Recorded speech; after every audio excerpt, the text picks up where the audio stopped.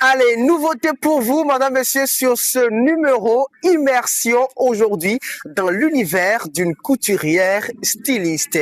Elle va nous parler justement de son métier, tout ce qu'on peut savoir et retenir quand on parle du métier de couturier ou de couturière. Quand on parle de stylisme, qu'est-ce qu'on retient?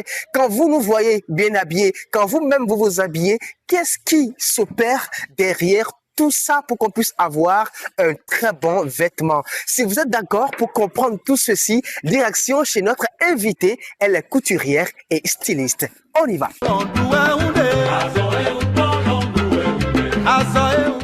Hello, bonjour madame. Oui, bonjour monsieur Arthur. Comment vous allez? Ça va très bien, soyez les bienvenus. Merci beaucoup. Mais là, vous êtes en activité, hein? Bien sûr. D'accord. Alors, on a décidé donc de nous rendre chez vous aujourd'hui pour parler un peu de votre métier, puisque quand on s'habille très bien comme ça, c'est que voilà, il y a des travaux qui se sont opérés pour qu'on puisse avoir ce très bon résultat. Donc, on va parler de la couture. On va parler du stylisme également, puisque vous fusionnez justement ces deux choses-là. Exactement. Alors, tout de suite, je voudrais vous poser la question de savoir, quand on parle justement de la couture, qu'est-ce qu'on retient quand on parle de la couture? Ok, merci beaucoup monsieur Arthur. Ouais, Quand on parle de la couture, ouais, ça englobe tout ce qu'on peut faire. Quand on voit un homme debout, ok. tout ce que la personne porte, de la tête jusqu'au pied, c'est ça qu'on appelle la couture. La couture. Oui, tout ce qui peut couvrir une personne, Ok. que ça soit un bébé, un homme, Ouais. adulte ou bien âgé, c'est tout ça là on met dans la couture. Dans la couture. Que ça soit chapeau, les tenues, robes, tout. Même les sous-vêtements aussi. Aussi. Ah oui. D'accord. Mais justement, vous, votre particularité, c'est que vous associez la couture au stylisme. Exactement. Là, ça, c'est une autre formation qu'il faut faire après celle de la couture, non? Au fait, les deux sont fusionnés. Ok, les deux sont liés. Les deux sont liés. Maintenant, il y a des gens, ils préfèrent seulement faire la couture, c'est-à-dire la méthode classique, Ok. et ne pas trop aller en profondeur. Ok. Maintenant, pour quelqu'un qui veut vraiment aller au-delà de ça, qui veut vraiment aller en profondeur et faire les choses avec finesse, c'est là qu'on parle maintenant de stylisme, le style. Ok. Voilà. Là, la personne là est capable de créer des choses que un couturier lambda ne peut pas le faire. Et là, quand vous parlez de création, tout de suite, quand je vois votre habillement, là, c'est déjà une petite création, hein, avec votre cravate, je veux dire, voilà, fait à base de paille. Tissu wass. Ok, tissu wass en plus. Allez, comment faire pour devenir couturière ou encore styliste? Est-ce que je peux me lever du jour au lendemain et devenir couturier? Quel type de formation il me faut? Combien de temps il me faut pour être voilà une couturière ou un couturier bien aguerri pour voilà prendre de l'argent chez des clients? Pour dire que je suis couturier. Ok, d'abord, il faut la passion d'abord. Ok. Il faut avoir la passion pour la chose. Parce que moi, je dis toujours, chaque apprenant qui vient chez moi, je demande à la personne, c'est toi-même qui as voulu faire ou bien on t'a obligé à le faire. Parce que si tu n'as pas la passion pour quelque chose, tu vas voir ça difficile. Tu vas voir que c'est pas ton domaine, tu ne seras pas à l'aise dedans. Mais si c'est quelque chose que toi-même tu aimes, par exemple, quand tu vois les gens bien habillés, ça te plaît ou bien toi, mais tu aimes bien t'habiller, tu aimes créer des styles. Là, tu peux te dire maintenant, ah, ça c'est mon domaine. C'est ça. C'est mon domaine. Et c'est justement moi, mon cas, par exemple. Mon cas, par exemple, quand moi j'étais plus jeune, mon papa disait que viens ton apprendre couture à jamais. Tout le monde voulait être d'accord. Voilà. Exactement. Donc, c'est dans ça on est. J'ai eu mon bac. Ok. Je me suis promenée pendant 5 ans sur le campus. Ah, c'est une promenade à faire. Et c'est après ça maintenant que la passion est venue réellement maintenant. Formation, tout ça là. C'est pas évident. C'est pas évident. C'est là, je me suis dit, bon, qu'est-ce que je vais faire pour pouvoir m'en sortir? J'ai commencé d'abord par le pelage. Ok. J'avais ma boutique pour ça. D'accord. Je faisais pelage là. Tout ce qu'on peut faire avec les pelles, je faisais ça. J'ai même quelques échantillons encore là. Ok. C'est ça, je faisais, mais je voyais qu'il y a encore quelque chose qui manquait. C'est là, j'ai maintenant vu, bon, le déclic est venu. Et avant même ma formation, je créais des choses moi-même à la maison, à la main. Il m'est arrivé de construire une robe, moi-même, que j'ai portée pour aller à un mariage. Tout le monde a cru que je suis allée quelque part pour le faire, mais tout est fait à la main. Wow. Oui, les preuves sont encore là jusqu'à présent. Donc, c'est comme ça, je faisais beaucoup de choses. Donc, il faut avoir la passion pour la chose.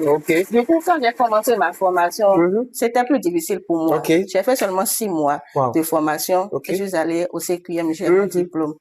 J'ai mon diplôme. Et après ça, maintenant, j'ai continué à me perfectionner, à faire jusqu'à où je suis. Donc, les créations, ça vient comme ça seulement. Donc, si tu as la passion et tu commences, on trouve ça, c'est fascinant. C'est fascinant. C'est plaisant. C'est plaisant. On est à l'aise dedans. N'est-ce pas? Et là, justement, ça fait déjà combien de temps que vous êtes dans cette affaire-là? Je suis dedans, ça fait bientôt 10 ans. Wow! Oui, bientôt. 10 ans, 10 bonnes années, hein. Ce n'est pas petit. Cela revient à dire que vous avez tellement eu d'apprentis. Si on doit quantifier un peu toutes ces personnes qui sont passées chez vous, là, on a... Oh, c'est pas beaucoup, mais c'est pas peu non plus. C'est pas plus non plus. Ça fait bientôt 10 ans. Je suis dedans. C'est vrai, il y a des hauts et des bas, tout ça, là, mais on est dedans, on est content. Et justement, quelle est la plus grande difficulté de ce métier-là?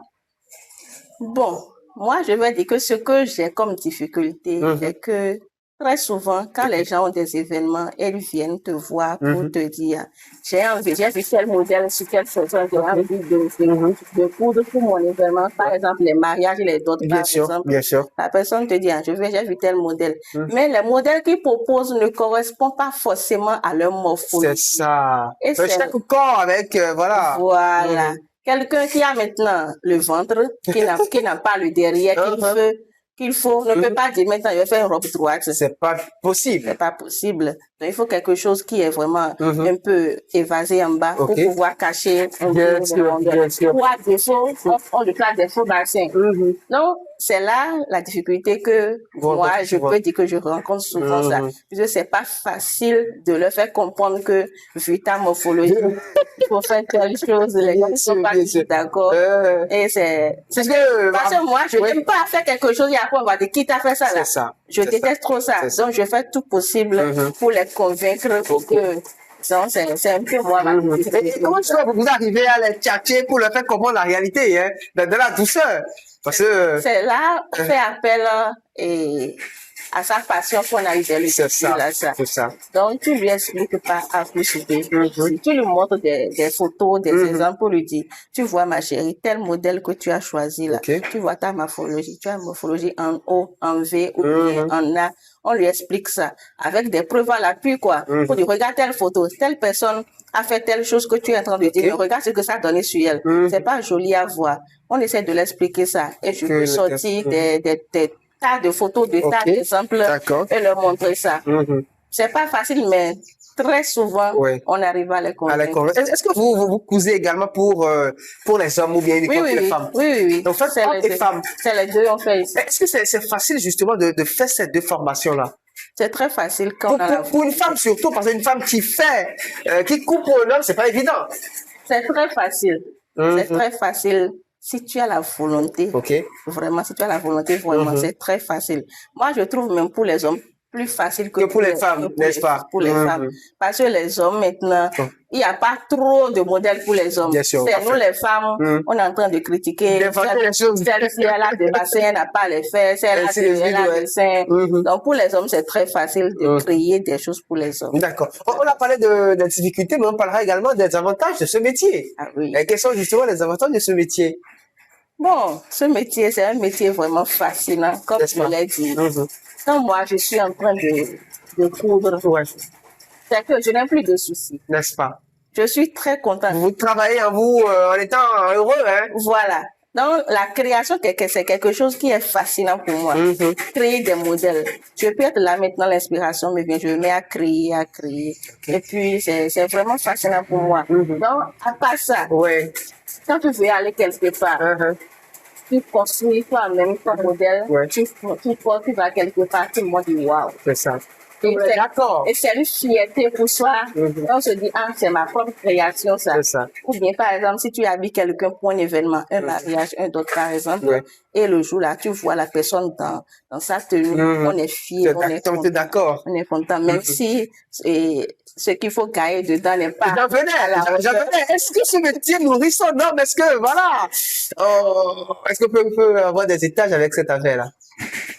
Bien sûr, c'est possible. N'est-ce pas? C'est possible si tu travailles correctement. Correctement.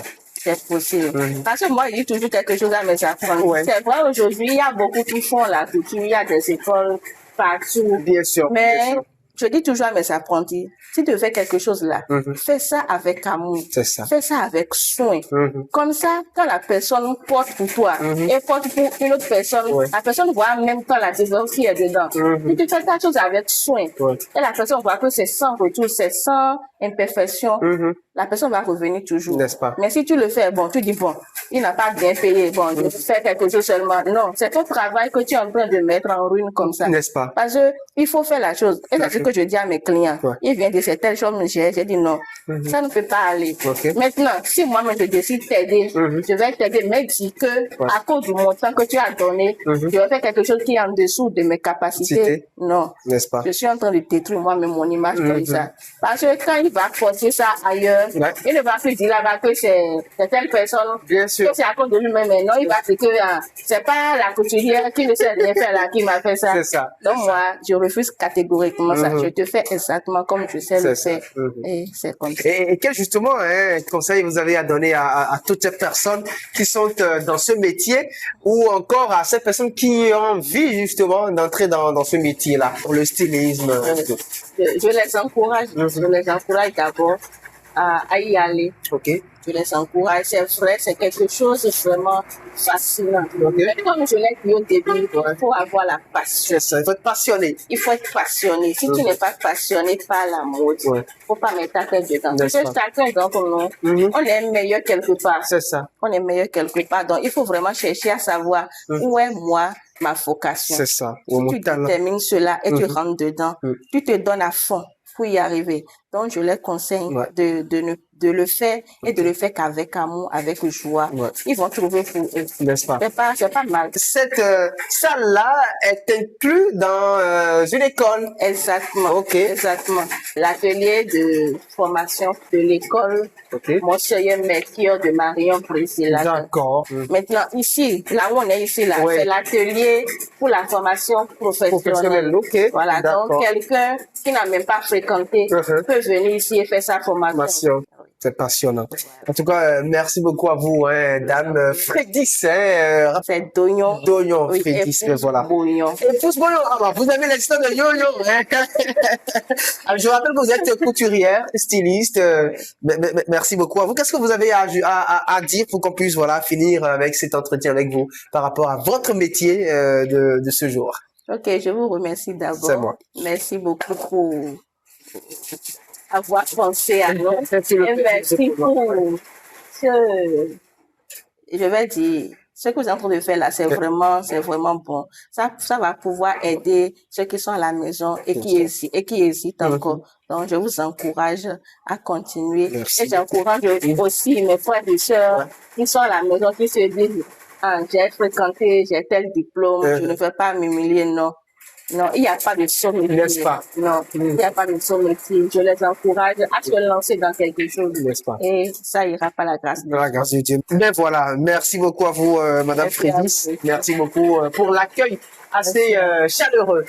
Allez, Madame, Monsieur, merci. J'espère que vous avez pris du plaisir en notre compagnie. On était justement dans l'univers de ce métier, oui, la couture, le stylisme.